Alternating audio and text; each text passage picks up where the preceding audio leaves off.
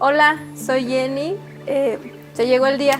Muchísimas gracias a todos y cada uno de ustedes por el apoyo, por haber dicho sí, porque ahora lo podemos ver, porque se nos ha hecho entrega del donativo que ustedes con muchísimo esfuerzo juntaron para nosotros. Muchísimas gracias, estamos realmente muy agradecidos. Es una cantidad que nos va a ayudar muchísimo a nosotros, y a nombre de todos mis compañeros, de todos los niños que están en esta casa, no tenemos de verdad palabras para agradecerles su esfuerzo, su trabajo. Yo sé que algunos de ustedes pasaron muchos pesares para juntar este donativo. Muchísimas gracias porque no se rindieron, porque nos siguieron apoyando, creyeron en nosotros.